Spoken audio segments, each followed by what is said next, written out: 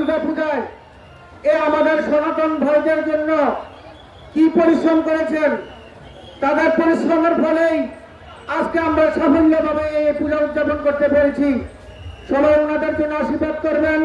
আর সবচেয়ে বেশি ধন্যবাদ জানাই নারায়ণগঞ্জের জেলা প্রশাসন সবাইকে, যাদের অক্লান্ত পরিশ্রমে আজকে এই সুন্দর ভাবে এই নারায়ণগঞ্জে পূজা উদযাপিত হয়েছে।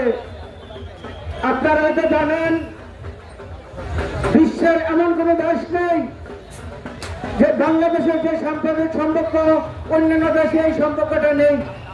আমরা চাই যতদিন পেরে এখানে বেঁচে থাকবো আমরা সেই সাম্প্রদায়িক সম্পর্কটা বজায় রাখবো।